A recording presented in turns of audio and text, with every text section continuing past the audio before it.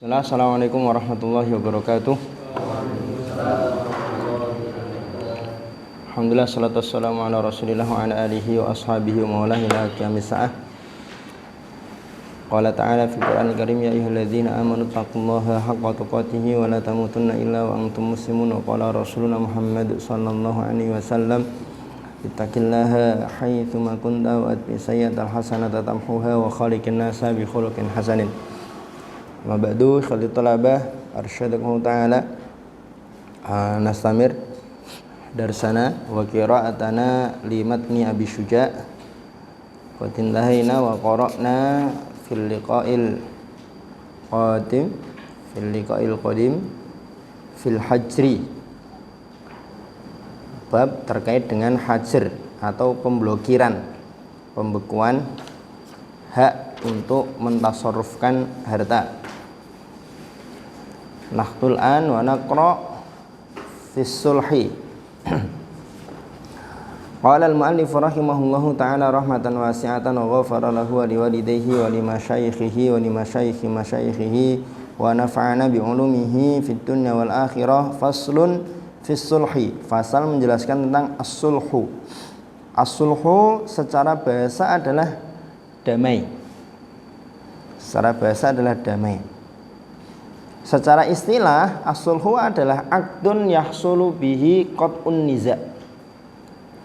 Satu akad di mana dengan akad ini nanti tercapai selesainya persengketaan.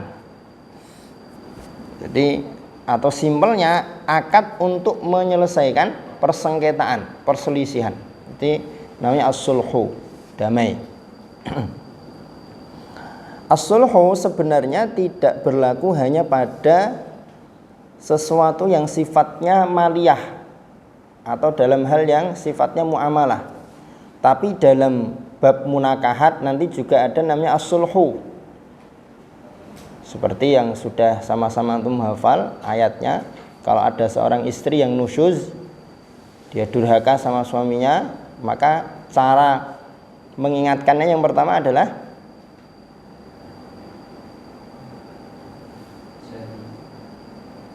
wa ini mura'atun khafat min ba'diha nusyuzan aw iradan fala junaha 'alaihima yusliha bainahuma sulha was-sulhu khair. Itu kan as-sulhu. As-sulhu di situ adalah damai, perdamaian di antara suami istri, di mana sebelumnya kan didiamkan dulu, ya kan, dipukul, ya kan, kemudian masing-masing dari pihak keluarga mengutus satu orang untuk berunding.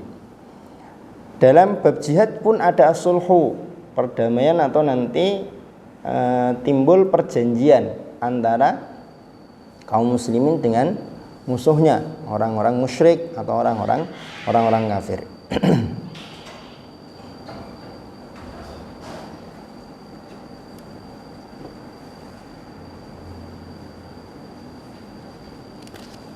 As-sulhu ini harus diawali dengan yang namanya khusumah.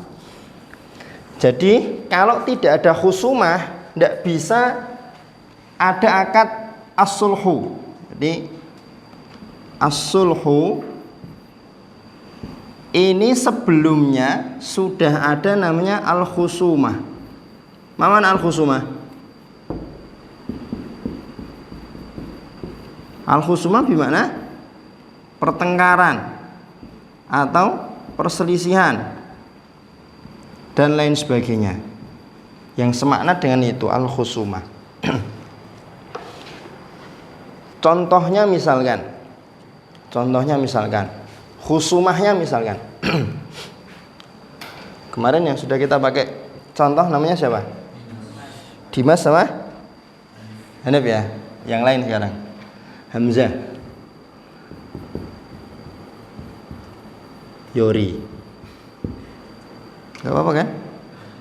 Kenapa kok disebut nama Yori ketawa? Emang Yori lucu? Hamzah melihat Yori memakai jam tangan. Mereknya apa? Hajar.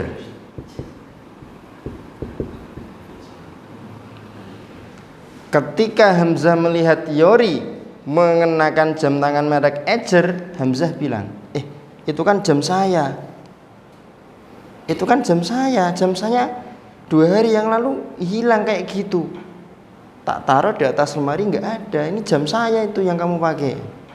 Yori menyangkal, loh enggak, ini jam saya. Saya baru habis dikirim paket sama kakak saya. Jam ini jam saya. Dua-duanya sama-sama bakengkong. Hamzah bersikeras itu jamnya dia, Yori bersikeras itu jamnya dia. Itu jamnya dia. Disinilah namanya kemudian ada khusumah, persengketaan antara Yori dengan Hamzah. Dengan Hamzah. Hamzah disebut dengan namanya mudda'i. Al-mudda'i atau pengklaim atau penuduh.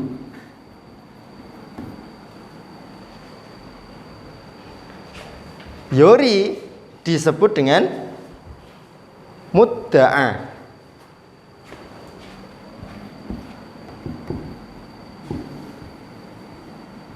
Kalau mudda'i isim fa'il subjek, ini berarti objeknya yang dituduh atau diklaim.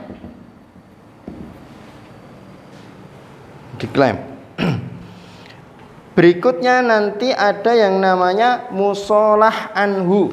Musolah anhu ini jamnya.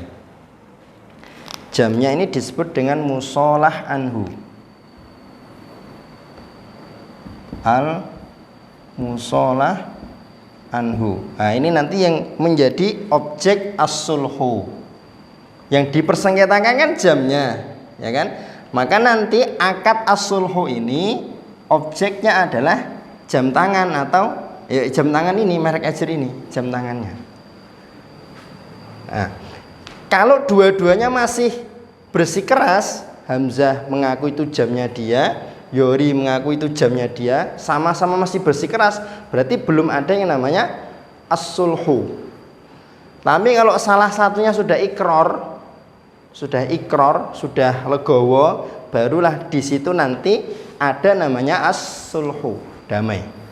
Contoh misalkan Hamzah bersikeras, dia bisa menghadirkan bukti-bukti. Coba lihat, mana lo ini lo, di kalapnya ini ada ada goresan 3 ini, kemarin tuh saya habis dicakar kucing ini, misalkan gitu kan.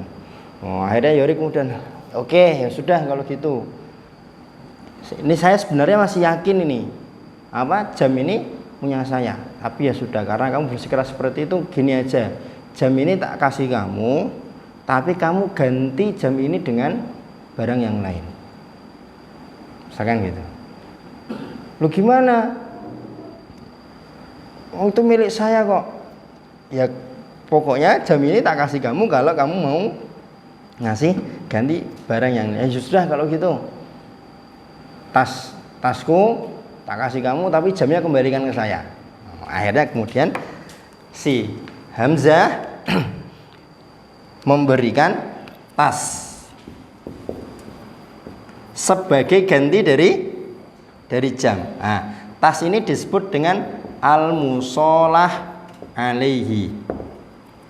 Al-musolah alaihi. 4 ini adalah rukun dari as-sulhu. Jadi akad as-sulhu itu di situ mesti ada mudda'i, mudda'a, musolah anhu, musolah alaih. Tambah satu lagi rukunnya ada namanya ijab qabul. Ada namanya ijab qabul. Wa yasihu, sah as-sulhu, akad sulhu ma'al ikror, disertai dengan ikror. Kalau sudah ikror, maka baru kemudian sulhunya bisa diterima.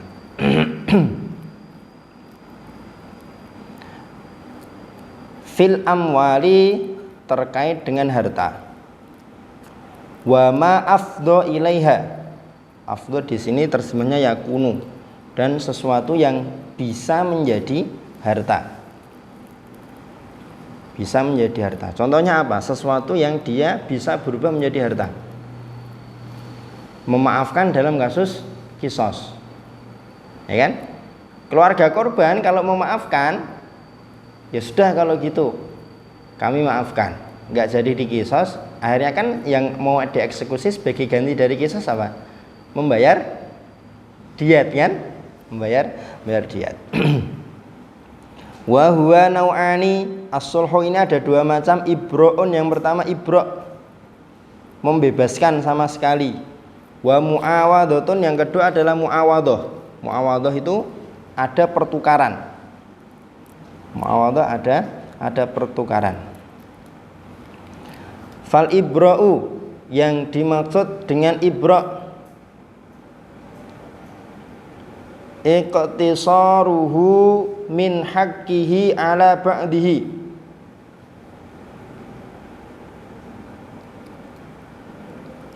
iktisaruhu, hunya kembali kepada al-mudda'i. Si penuduh mencukupkan haknya hanya sebagian. Misalkan kasus yang sama Hamzah dan Yori, tapi objeknya bukan jam. Hamzah mengklaim Yori masih punya hutang kepada dia. Kamu tuh masih punya hutang sama saya 100.000. Enggak, hutangku udah lunas kok, udah tak bayar. Enggak, kamu tuh masih punya hutang 100.000. Ini loh catatannya masih. Loh, kita dulu bikin surat kesepakatan, jatuh temponya sekian, baru kamu bayar sekian, masih kurang 100.000. Enggak, seingat saya sudah kok, sudah selesai, sudah saya lunasi pas itu loh, pas ke Bondo, kamu minta dibelikan pindang serani, udah buat bayar pindang serani dulu, itu udah habis hutang saya, misalkan gitu kan. Akhirnya karena Hamzah tidak mau berlama-lama, ya sudah kalau gitu bayar 50.000 aja.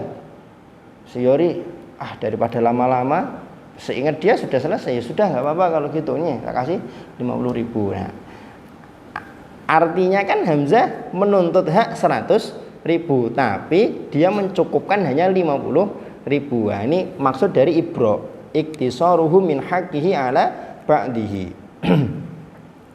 Wala yajuzu ta'liquhu ala syartin, tidak boleh mentaklik. Mentaklik itu menggantungkan hu di sini kembalinya ke as-sulhu. Tidak boleh menggantungkan akad sulhu ini ala syartin, dengan satu syarat tertentu. Misalkan, ya sudah kalau gitu, nanti kalau kiriman saya datang nanti tak bayar. Ya sudah kalau gitu, nanti bulan depan kalau kalau bulannya ada purnama bundur seser nanti tak ya sudah kalau gitu, nanti kalau ada syaratnya tidak boleh. Jadi memang harus seketika itu juga sulhunya. Wal muawadatu, adapun as-sulhu yang dia muawadah adalah uduluhu an haqqihi ila ghairihi, si penuduh mengalihkan haknya ila ghairihi, pada selainnya, selain dari musalah anhunya. Aslinya yang dituntut jam, ya kan? Akhirnya kemudian diganti dengan yang lain. Wa yajri alaihi hukmul bai'. Nah, kalau dialihkan kepada yang lain, maka berlakulah di situ hukum jual beli.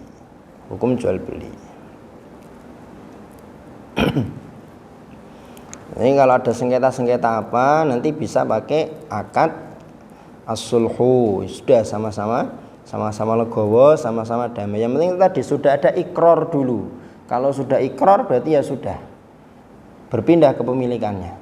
Walaupun misalkan kayak gitu tadi ya, Hamzah cuma pura-pura misalkan. Hamzah cuma hapus-hapus misalkan. Hapus-hapus.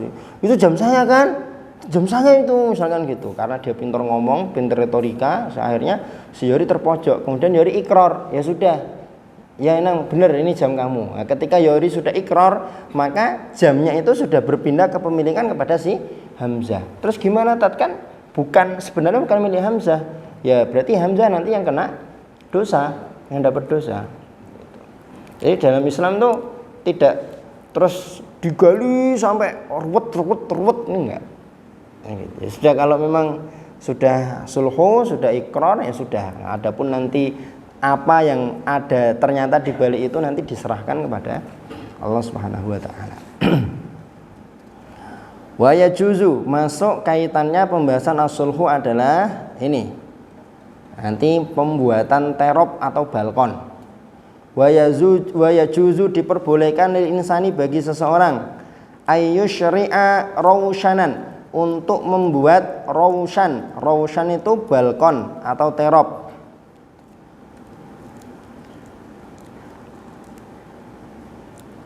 Fi tariqin nafidin, di jalan umum, bihaitsu la yatadarrarul marru bihi, dengan standar tidak membahayakan orang yang berjalan di bawahnya, atau tidak membahayakan, tidak mengakibatkan bahaya kepada orang lain karena balkon yang dia buat.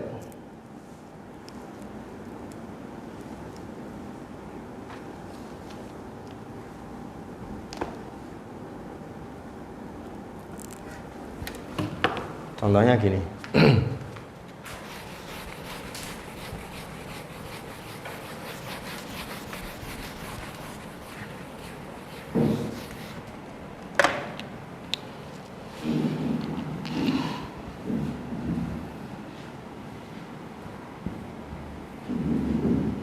Anggap aja ini rumah ya.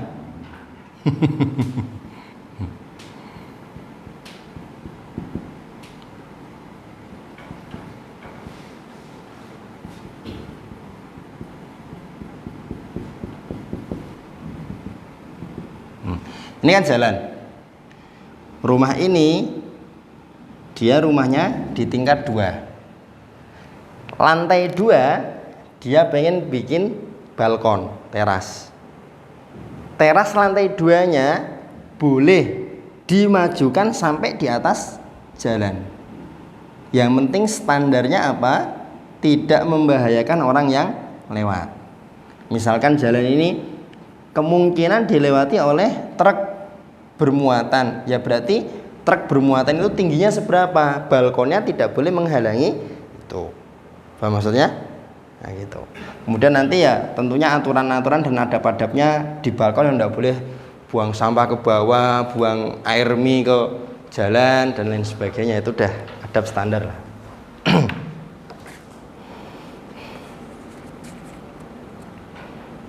Biasanya kalau di perumahan-perumahan atau di perkotaan yang pemukiman padat, kadang kan seperti itu kan. Jadi tingkat, nanti atasnya itu makan jalan. Nah itu selama balkonnya itu tidak mengganggu orang yang lewat, tidak masalah. Yang jadi masalah itu apa? Kalau dia meningkat, kemudian ditaruh di atas jalan, kemudian dia mengklaim jalan itu milik dia. Akhirnya kemudian dia kasih besi di tengah-tengah, nggak boleh mobil lewat, misalkan gitu. Itu yang masalah, nanti tidak boleh. Wala yajuzu, tidak diperbolehkan fiddar bil mushtarak, di jalan bersama yang buntu, illa biidni syuraka, kecuali atas seizin orang-orang yang berserikat dengannya.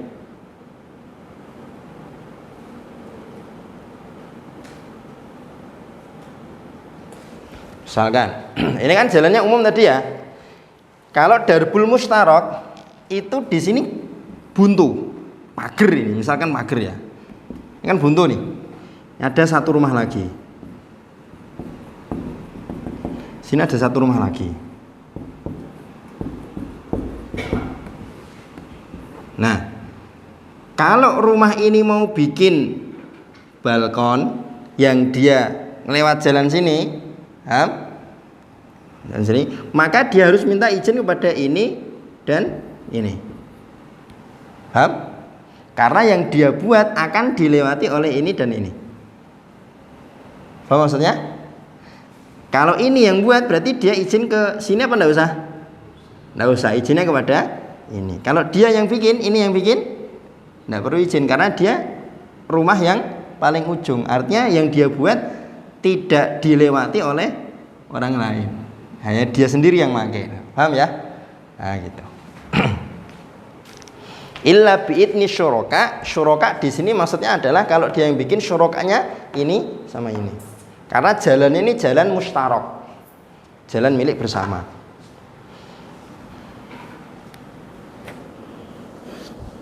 Wa yajuzu taqdimul bab, diperbolehkan memajukan pintu fiddar bil mustarok, di jalan buntu milik bersama. Wala yajuzu ta'khiruhu, tidak diperbolehkan untuk memundurkannya. Illa bi'idni syuraka, kecuali dengan seizin orang-orang yang memiliki manfaat jalan. Ini kalau di Indonesia agak sulit surahnya karena rumah di Indonesia jarang sekali dibuat pas dengan batas tanah. Jadi misalkan ada orang punya tanah segini, mestikan rumahnya dia bikinnya di tengah, ya kan? Jarang sekali dia langsung bikin pas gini. Kecuali kalau di Indonesia mungkin sorohnya dia pagar. Nah, dia pagar. Nah, ketika dia bikin pintu pagar, maka dipaskan sini. Dia tidak boleh memajukan pintu gerbang pagarnya kecuali atas izin orang yang punya lahan di sini dan di sini. Kalau darbil musyarak ini tadi, pintu pagarnya sini, paham nggak maksud saya? Paham ya? Bisa dianu ya. Jadi pintu gerbang pagarnya tidak boleh dimajukan kecuali atas izin syurokanya, orang-orang yang memanfaatkan jalan ini. Kalau dimundurkan boleh enggak? Boleh. Dimundurkan boleh. Ini kaitannya dengan as-sulhu, perdamaian. Terkait dengan as-sulhu, mungkin ada yang mau ditanyakan. Tafadhol. Agak jarang sih didapati terkait dengan as-sulhu ini. Tapi kalau barangkali ada, monggo. Ya. Hah? Ya. Seakan-akan jam ejer dipakai untuk beli tas. Seakan-akan tas dipakai untuk beli ejer. Paham maksudnya? Ya kan? Hamzah kan minta jamnya. Oke, nggak apa-apa, jamnya tak kasih, tapi aku ganti dong. Ya sudah, kalau gitu kamu tak kasih tas. Paham maksudnya? Seakan-akan jual beli jam dengan tas. Paham ya? Gitu.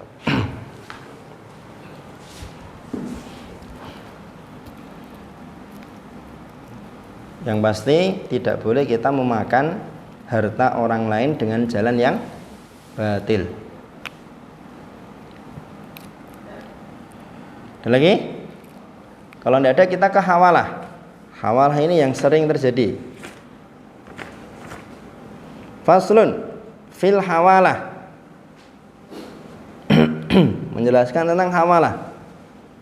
Hawalah itu apa sih? Akdun yaqtadhi naqladainin min dhimmatin ila dhimmatin ukhra. Bahasa simpelnya hawalah itu apa? Menjual utang. Menjual utang. Surahnya gini. Memang bab muamalah ini matanya sedikit-sedikit tapi penjelasannya yang agak panjang karena bab muamalah kan beda dengan bab sholat. Kalau bab sholat kan setiap hari kita kerjakan, jadi ketika ada kalimat tertentu kita bisa langsung punya gambaran. Hawalah itu jual utang. Contoh misalkan Rocky,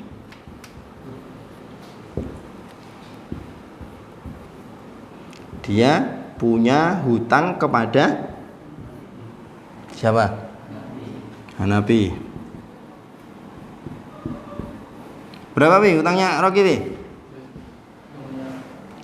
150 juta. Hanafi punya hutang kepada orang ketiga. Siapa?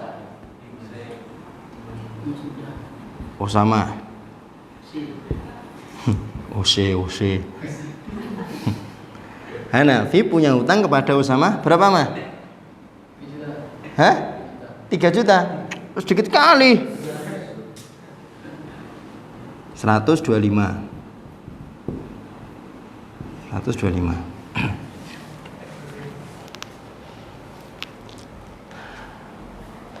Hutangnya Hanafi kepada Usama sudah jatuh tempo. Nah, kita kasih angka.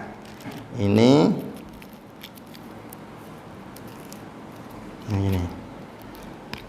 1, 2, 3. Ini hutang 1A, ini hutang 1B.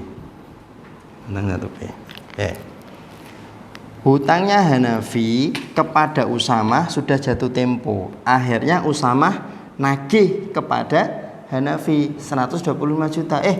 Fi, udah jatuh tempo nih, sini bayar 125 juta. Nah, ini nagih. Usama nagih kepada Hanafi.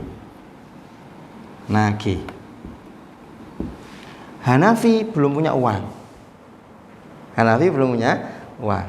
Karena Hanafi merasa punya uang dipegang Rocky, akhirnya Hanafi bilang sama Usama, aku punya uang dipegang Rocky 150. Kamu minta ke Rocky. Hanafi kemudian mengalihkan penagihan Usama kepada si Rocky. Paham ya? Sering kan kayak gini kan? Boleh nggak kayak gini? Boleh nggak? Nah.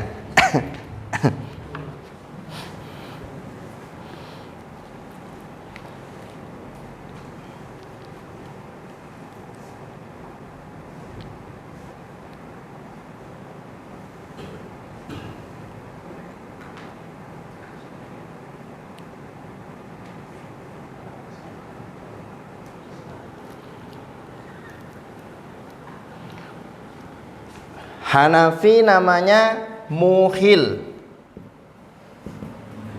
al-muhil. Kan kita bahas tentang hawalah kan? Hawalah, al-muhil atau orang yang memindahkan hutang.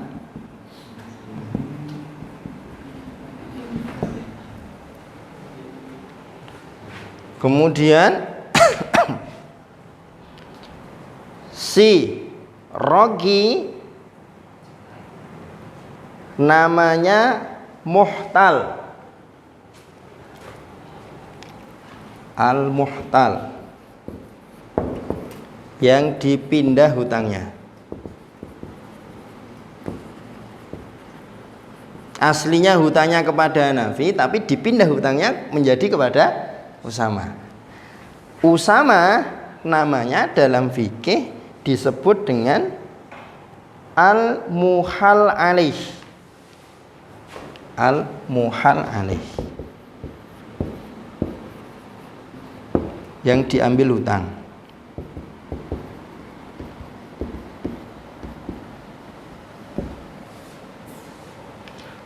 Jadi rukunnya ada 4. 1 muhil, 2 muhtal, 3 muhal alaih. Rukun satu lagi adalah 1A dan 1B, disebut dengan dainani. 1A dan 1B.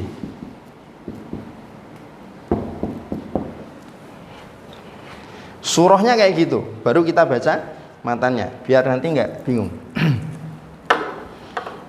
Wa syaraitul hawalati arba'atu asya'a. Memindahkan hutang seperti ini boleh, yang penting memenuhi 4 syarat. Yang pertama, ridho al-muhil, keridoannya si muhil. Siapa muhilnya? Hanafi. Keridoannya si muhil. Wa qabulul muhtal, muhtalnya menerima. Muhtalnya menerima. Berarti muhtalnya siapa? Roki. Nah, Hanafi harus ridho, kemudian rokinya harus qabul, harus menerima. Jadi Usama jangan, kamu punya hutang kan? Si Roki punya hutang kan sama kamu, tak tagih ya ke dia ya. Gitu. Atau kalau enggak malah tanpa sepengetahuan si Hanafi. Rok, kamu punya hutang kan sama si Hanafi 150, dia punya hutang sama saya 125, sini kasih saya aja hutangmu sama Hanafi. Paham nggak maksudnya? Nah, jadi nggak boleh tanpa sepengetahuannya si Hanafi, tanpa keridoannya si Hanafi. Dan Roki harus menerima. Kalau Roki nggak terima, nggak mau, saya hutangnya sama Hanafi kok, ya saya bayarnya sama Hanafi. Nah, itu nanti nggak bisa. Jadi baik muhil atau muhtal, yang satu harus ridho, yang satu harus menerima. Wa kaunul haqqi mustaqirran fi dhimmah,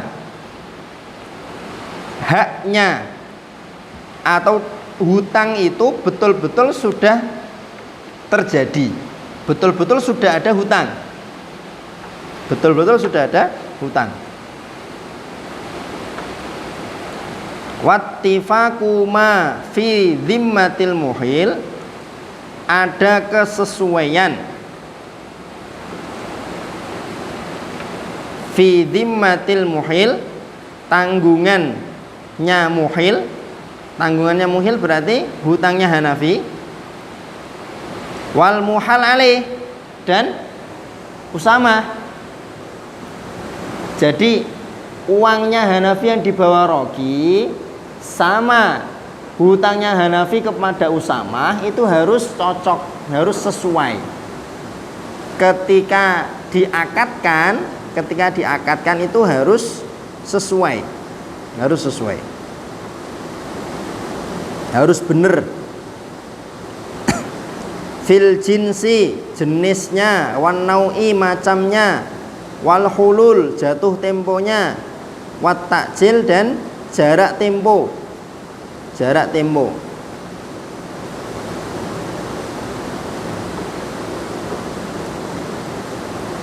Jadi harus sesuai. Misalkan ini ya,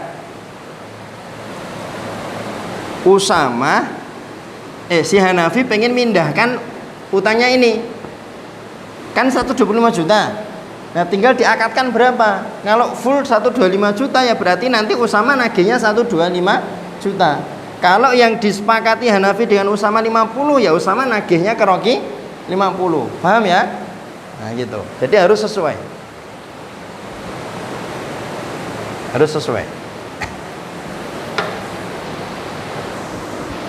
Wa tabra'u biha dhimmatul muhil, dengan akad ini maka tabra'u terbebas biha dengan hawalah, akad hawalah, dhimmatul muhil, tanggungannya muhil, tanggungannya si Hanafi. Begitu disepakati, Roki udah diomongi sama Hanafi, sudah terima. Kemudian Usama diajak ngobrol sama Hanafi, kamu tagih ke Roki ya, saya sudah ngomong sama Roki, nanti Roki mau bayar hutangnya ke saya ke kamu. Paham ya? Begitu sudah deal, maka urusannya Usama dengan Roki. Paham? Hanafi sudah nggak ada lagi urusan sama Usama. Kalau Roki nggak mau bayar gimana? Atau ternyata dia bayar tapi diundur-undur terus, ya urusannya sama. Karena dari awal Usama sudah mau, oke nggak apa-apa kalau gitu, tak mintanya ke Roki. Maka Usama tidak boleh lagi maksa Hanafi, gimana ini Fi, Roki malah kayak gitu kok, tak kira malah misalkan ini Rok, santai Rok. Wala taftakiru ila ridul muhal alaih, tidak memerlukan keridoan muhal alaih, keridoannya si Usama.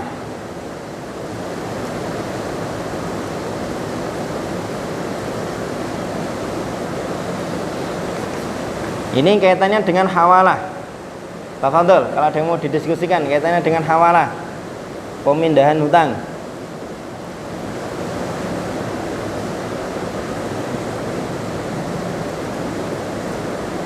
Wujud? Apa?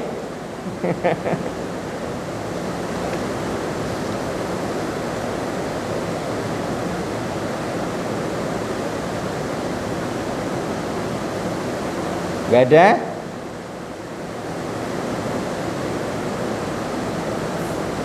Kalau tidak ada, masuk ke pasal berikutnya. Kita baca tambah 1. Ya, masih lama, masih 20 menit. Faslun fid doman. Fasal menjelaskan tentang doman. Doman itu apa? Jaminan. Jaminan atau tanggungan.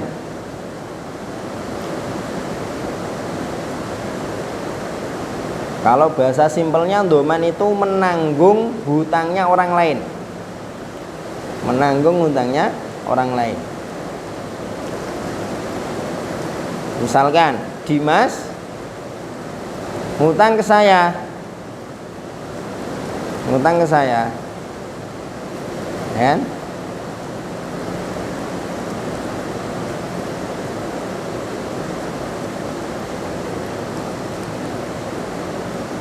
Kemudian si Usama siap untuk menanggung hutangnya Dimas ke saya. Paham ya? Nah, jadi orang lain menjadi penjamin untuk dia, untuk si Dimas. Wa yasihu sah domanud duyunil mustaqirrah, menanggung hutang yang sudah tetap fid dhimmati, dalam tanggungan.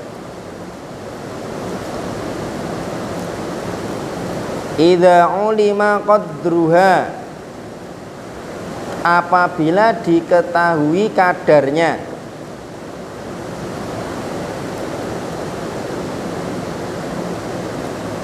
Jadi contohnya tadi, misalkan Dimas mau ngutang ke saya, Ustaz, saya tolong dipinjami uang Ustaz. Lah berapa?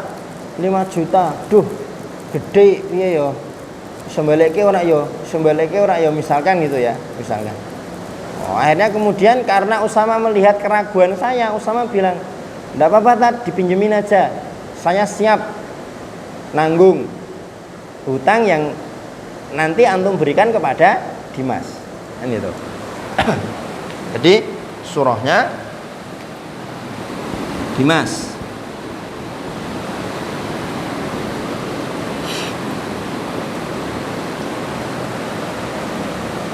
Daruqutni. Kemudian di sini ada Usama. Dimas mau minjem Daruqutni. Daruqutni ragu. Dimas ini nanti dikembalikan nggak ya? Kembalikan nggak ya? Atau ragunya mungkin, kuat ngembalikan nggak ya kalau tak pinjemin misalkan. Akhirnya kemudian Usama maju. Dah, saya yang nanggung hutangnya Dimas. Saya yang nanggung hutangnya Dimas. Nah, Usama disebut sebagai domin. Domin.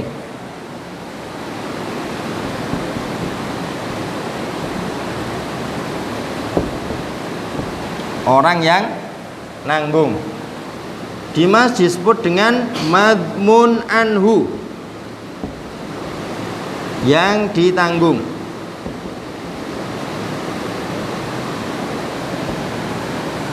Daruqutni disebut sebagai madmun lahu, yang diberi tanggungan oleh siapa namanya?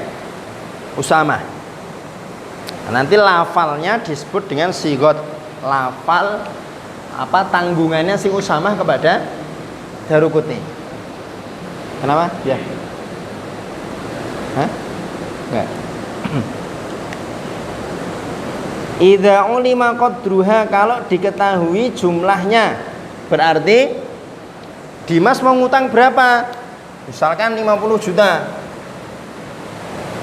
Ya kan pantas kalau Daruqutni mikir-mikir kan, wah duit 50 juta misalkan gitu kan. Nah, yang penting diketahui berapa jumlah hutangnya. Wali sahibil haqqi sahibil haqqi itu orang yang punya hak. Berarti siapa? Orang yang punya hak di sini. Hah? Daruqutni. Daruqutni. Ini sahibil haq ini. Sahibil haq kan uangnya dia. Ya kan? 50 juta kan uangnya dia. Ini Daruqutni disebut dengan sahibul haq. Wali sahibil haqqi mutalabatu. Mutalabatu itu nagih. Man syaa, kepada siapapun yang dia kehendaki, minad dhamin wal madmun anhu.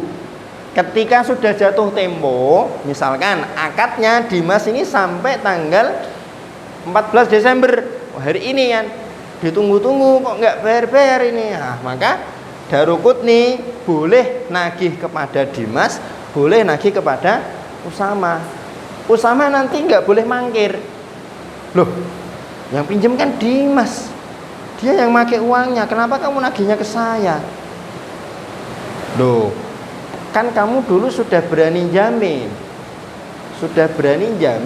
kalau Dimas nanti mengembalikan utangnya, uangnya.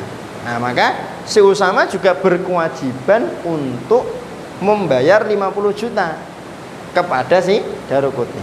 Paham nggak nih maksudnya? Paham ya?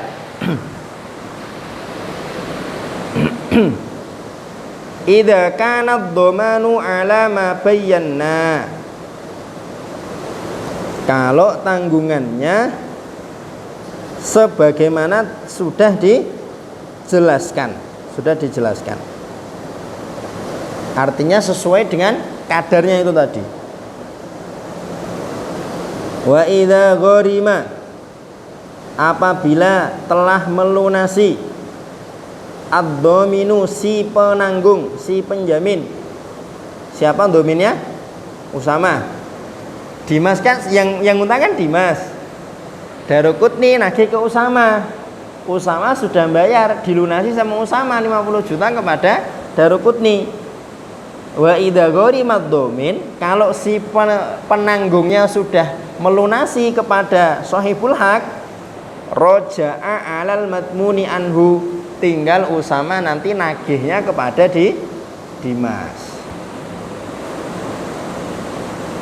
Idza kana ad-dhamanu wal qada'u biiznihi, kalau tanggungan dan pelunasan itu dengan izinnya si madmun anhu, Dimas. Paham maksudnya ya? Kalau melunasi 50 juta ini atas izinnya Dimas, maka Usama boleh nagih kepada Dimas. Tapi ini ghairu mu'tamad dalam madhab. Yang mu'tamad apa? Walaupun Dimas tidak mengizinkan kepada Usama untuk melunasi, Usama tetap wajib melunasi. Dan Usama tetap berhak untuk nuntut kepada Dimas 50 juta.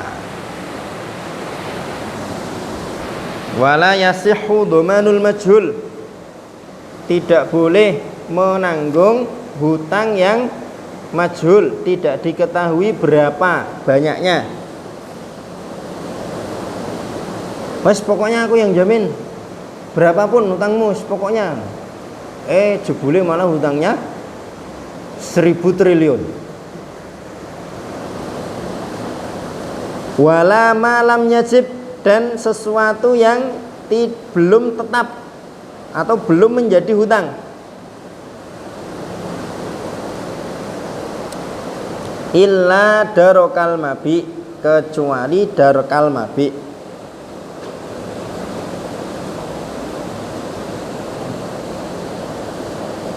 Darokal mabi itu menjamin atau memastikan keaslian barang.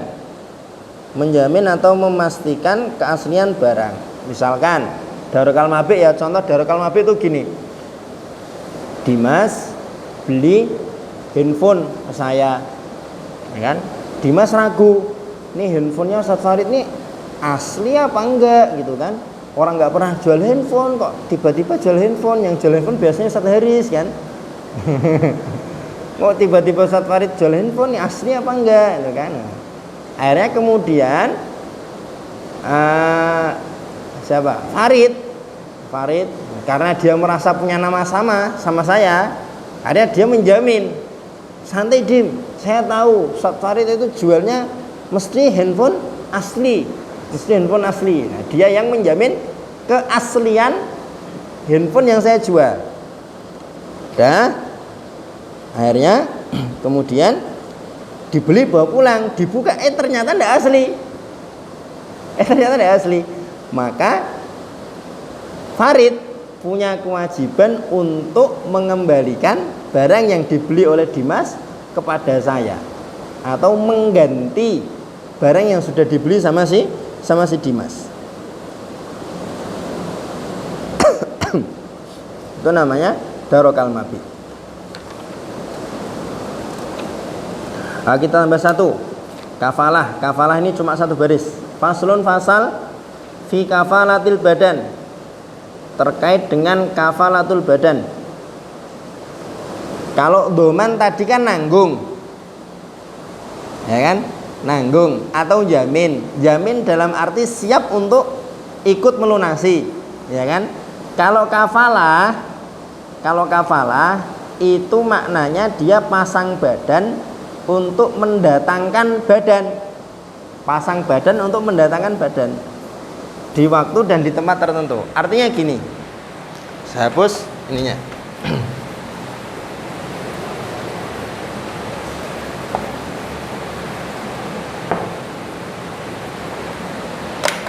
Dimas mau ngutang 100 juta kepada Daruqutni. Tambah banyak aja ini utangnya ini. Mau beli printer dia.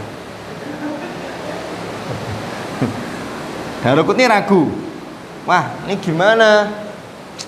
100 tuh banyak. Ada Usamah maju. Maju dia. Gimana nih, ada apa nih? Ada apa? Kan? Ini dia mau 100 juta. Enggak apa-apa. Kasih pinjaman aja.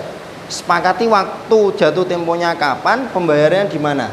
Saya siap menjamin di waktu dan tempat yang disepakati nanti Dimas akan datang. Paham maksudnya? Kalau pertama tadi kan siap nanggung. Ini dia pasang badan untuk mendatangkan si Dimas. Usama disebut sebagai kafil, Dimas disebut sebagai makful anhu, Daruqutni disebut sebagai makful lahu. Akadnya disebut dengan kafalah, akad kafalah. Wal kafalatu bil badani jaizatun. Kafalah badan adalah akad yang diperbolehkan. Idza kana 'alal makfuli bihi haqqun li adamiyin.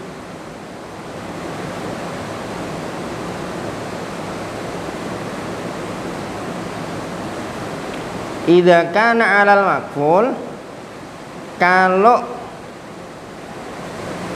terhadap, ini bacanya dipisah ya, bukan makful bi tapi alal makful. Makful itu berarti ini, bukan makful anhu, disebutnya makful saja.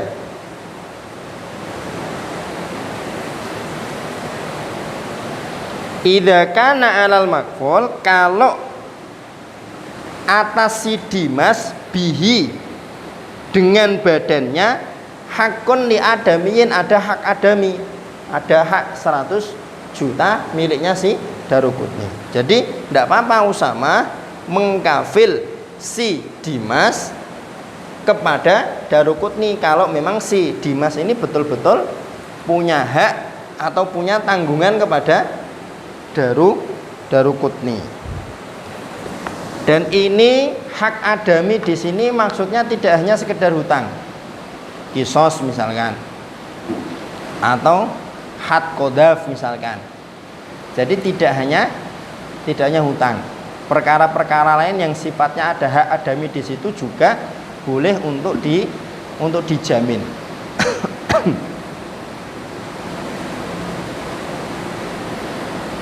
Kasusnya sekarang sudah tiba waktu dan tempatnya, sudah jatuh tempo. Misalkan yang disepakati tanggal 14 Desember, lokasi di NK, jam 10.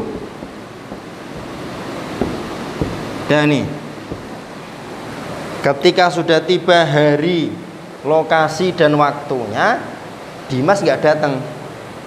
Terus konsekuensinya apa? Usama dipenjara, Usama ditahan sampai Dimas datang untuk memenuhi haknya. Karena Usama sudah mengkafil. Ketika makfulnya tidak datang sesuai dengan kesepakatan, maka Usamahnya yang ditahan, Usamanya yang dipenjara sampai nanti si makfulnya datang.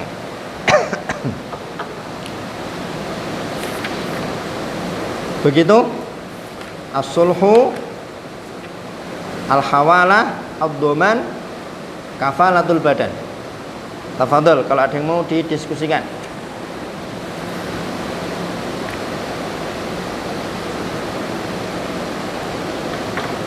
Agak batek kan?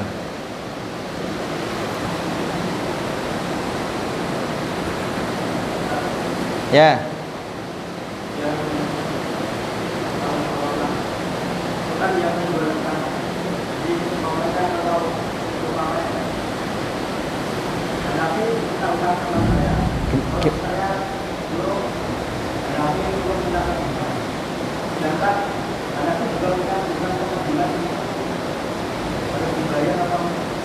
Gimana ulang? Ada nabi minta saya. Nagih antum. Terus saya suruh minta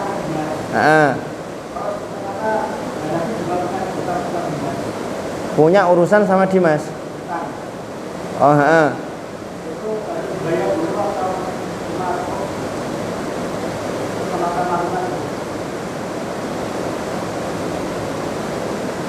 Allah alam, saya tidak tahu.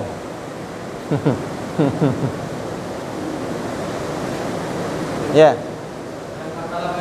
Ya. Saya Dimas ini bukan saya menanggung saudara ini. Tapi di tengah jalan Dimas ini meninggal. Kita boleh minta ke keluarganya. Misalnya ini sudah jatuh tempo, misalnya sudah hari-harinya si Dimas malah meninggal. Jadi kita minta ke kita, kalau kita bisa minta ke keluarganya. Bisa nggak ya?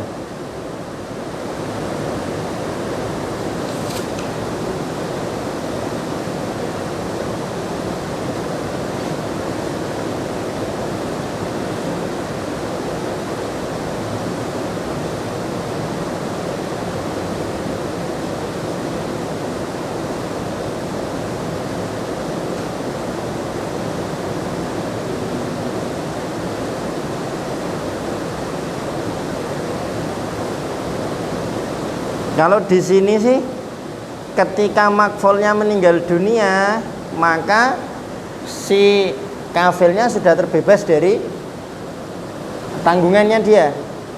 Jadi nanti urusannya ya berarti Darukutni sama keluarganya si Dimas.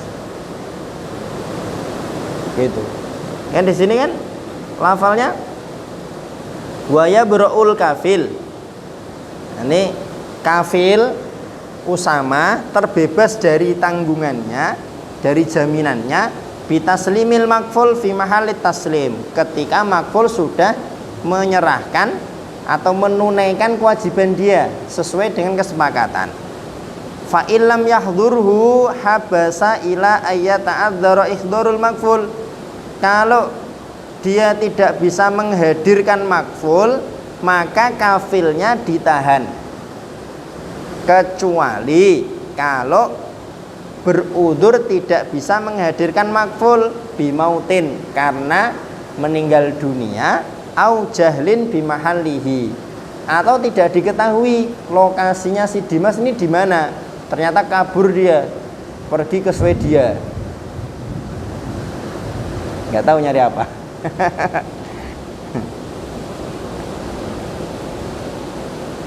Allah alam. Lagi?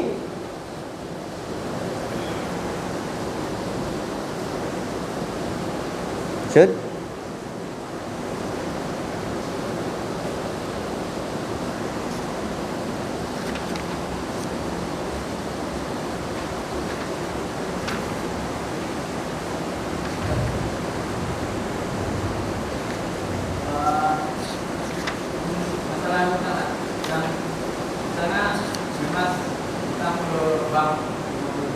Ya.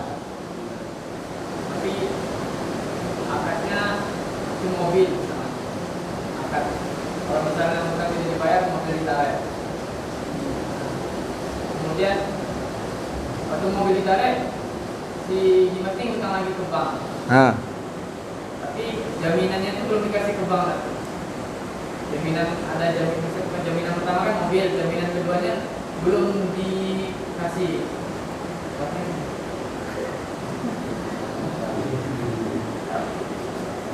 Belum ditentukan sama bank gitu kan, belum ditentukan sama bank. Kemudian di tengah jalan si Dimas ini malah kabur karena nggak bisa membayar utang-utangnya gitu. Kemudian bank ini mempersalahkan para keluarga kita, ya alasannya tidak ada rumah atau tidak ada motor, itu gimana? Itu biasanya kalau akad-akad seperti itu sudah ada dokumen-dokumen lengkap. Biasanya kan tinggal tanda tangan kan, dan orang itu ya tanda tangan aja karena dia pengen segera dapat pinjaman. Padahal sebenarnya yang dia tanda tangan kan dokumennya kan banyak tuh, tebel kan. Di situ sudah ada klausul-klausulnya. Nanti kalau si penghutang ini nanti dia kabur, siapa yang nanggung? Konsekuensinya apa?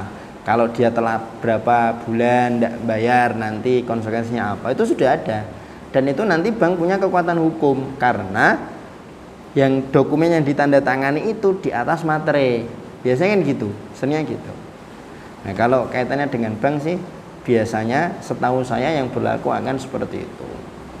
Dan kalau yang dari kita pelajari dari kemarin, berarti kan kalau orang itu punya tanggungan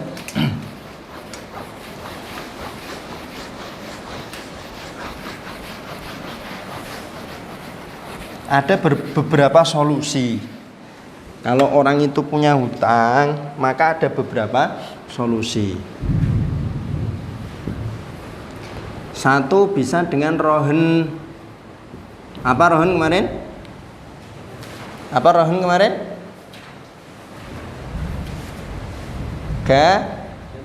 Gadai. Ya kan?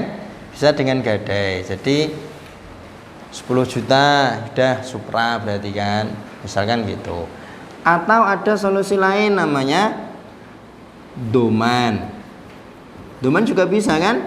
Berarti tinggal nanti siapa, cari temen yang support sama dia. Nanti kalau sudah jatuh tempo masih belum punya uang, nanti dibantu sama temennya yang mendoman. Atau bisa juga dengan kafalah.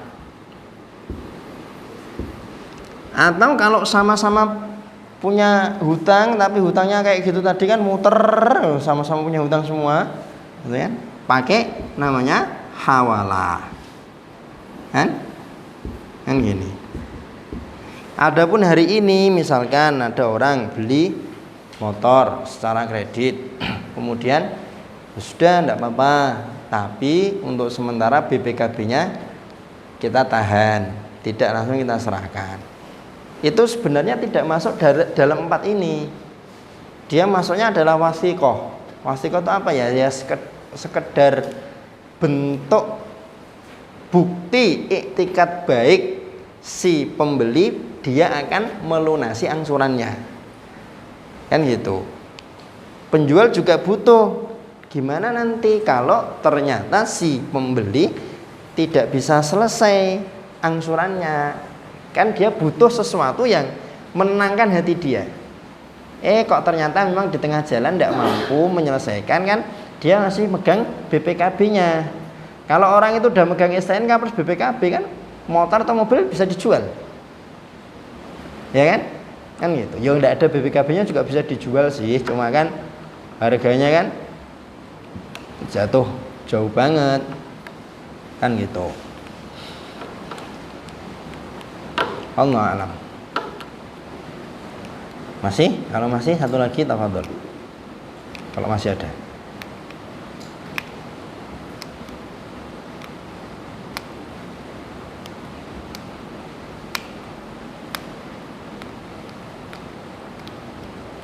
Kalau mafi ya sudah, insyaallah besok kita lanjutkan sedapatnya. Karena besok pertemuan terakhir ya. Kita ketemu lagi nanti di semester genap insyaallah. Nah, tatim bidu'a kafaratul majlis.